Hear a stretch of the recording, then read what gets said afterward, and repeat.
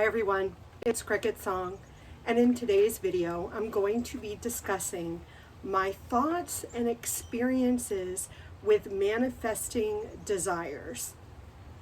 I was asked to discuss this from a viewer in another video's comments, I believe, or maybe it was the Facebook group. I'm not sure. But this person asked if I would discuss my thoughts and experiences with manifesting desires, specifically the timing of these manifestations. So when I think about the topic of manifesting desires, because I am a practicing witch, my thoughts immediately go to spell casting and magical workings. Because when I cast a spell, I'm looking to manifest a desired outcome, whether it's money, whether it's health related, whether it's relationship related, whether it's protection, whatever it is, I have a desired outcome and I want to manifest that into my reality. So when I think about the process of manifesting desires, I think about personal preparation, I think about correspondences, I think about the timing as meaning when I might do this or cast this spell or do this magical working. I take a lot of things into consideration. Now, I don't know if this individual specifically wanted to know my successes or my failures or thoughts and experiences surrounding successes or failures. So I was considering, when I was preparing to make this video, just discussing my whole thought process when it comes to looking to manifest specific desired outcomes. In my own practice, I really consider where I am when I am looking to cast a spell or do a magical working. I consider what I'm thinking, how I'm feeling, if I have been triggered by an experience or interaction or discussions with people. I think about like where I am mentally, emotionally, and spiritually. And I find that my spells and my magical workings are much more successful when I am in a balanced state or when I am aligned with what you might call true will or true self, or having all parts of my personality in balance, when I'm in a healthy state for me. And, you know, a healthy state is going to look different for each of us. So when I'm in a healthy state, for me, my thoughts are really focused on, you know, positive experiences. My emotions, I'm very content or happy where I am in that moment. My spirituality, I feel very connected to the spirits that I work with and the energies of the land I reside on. I'm just in generally a very contented or peaceful or happy place. I don't have stress happening.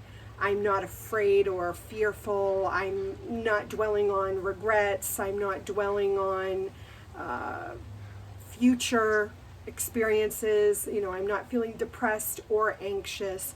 I'm just very contented. That would be a healthy state for myself. You know, my physical body is feeling good. You know, my mental health is pretty balanced. All these things are really in alignment.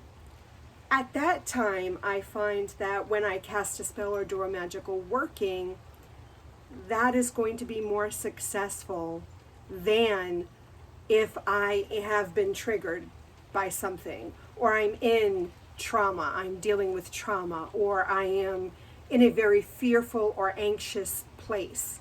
You know, I've had an experience or I've had a conversation with someone that has really put me in a tense or anxious, emotional, mental state.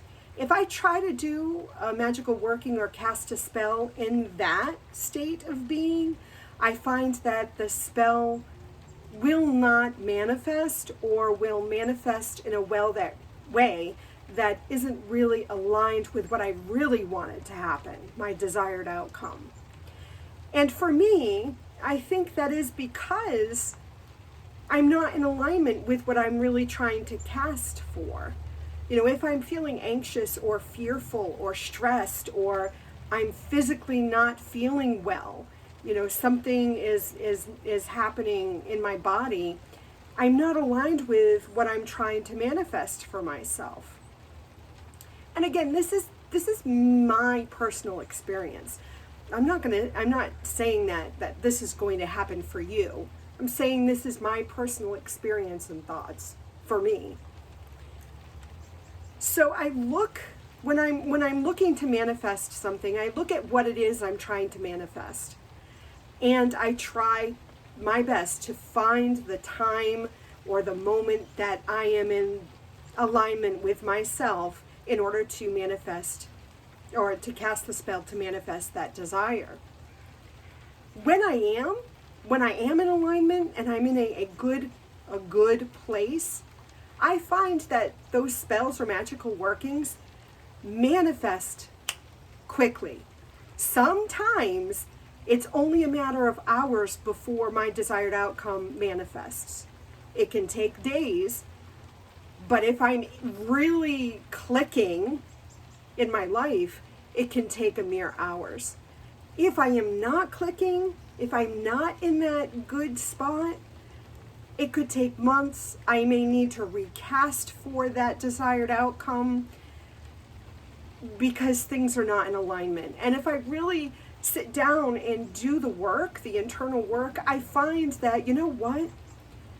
I don't believe I can achieve that, or I don't believe that will happen for me. And then if I really dig into that and really examine why I believe that, I can generally find that there is something that needs to heal there.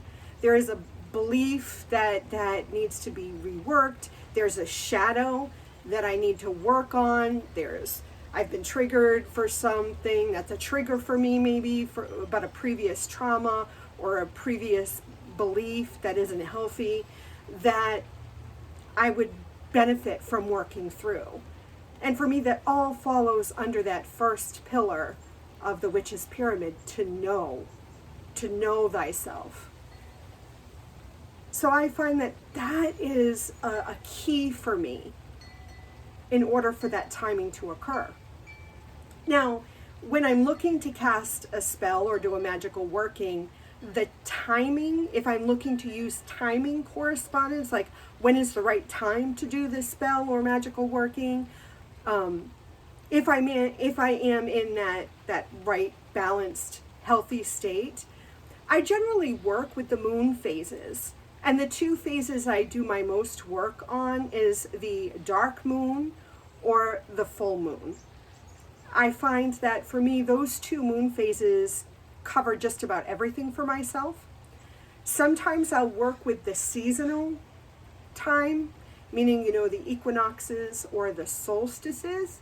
But generally, if I'm doing a magical working, it's something that I need to do like almost now. So I generally work with either the dark or the full moon. Sometimes I will work with the days of the week for specific outcomes. But more likely than not, timing-wise, I work with the dark or the full moon. And I find that for me, that is the most successful.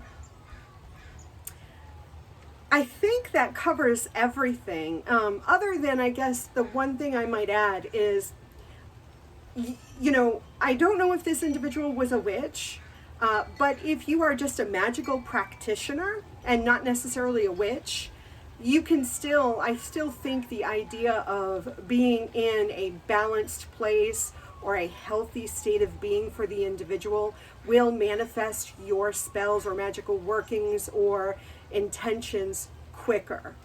And the reason I believe this is because if we consider this whole law of attraction concept, the idea that you are in vibrational alignment and you draw things to you that are of equal vibrational frequency, I truly believe that as a witch. Sympathetic magic, correspondences are like that. They are part of that law of attraction.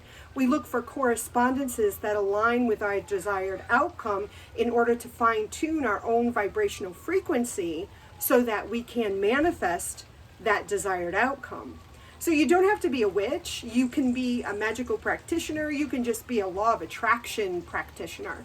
But looking at that sympathetic magic, the vibrational frequencies of the things that we use, including ourselves, to manifest the things we desire.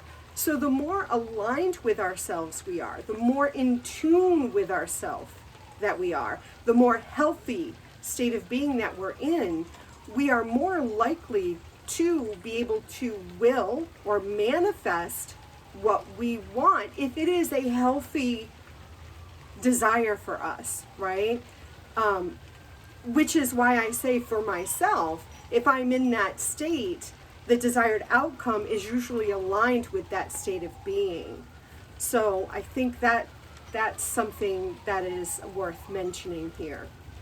I am curious about if you're watching this video, your experiences with manifesting your desires, about what works when your spells are successful, why do you feel they've been successful, and the things that maybe have not manifested for you. Why do you think that is? What is your experience with manifesting desires?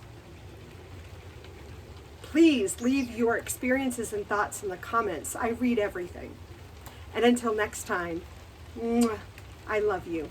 Blessed be.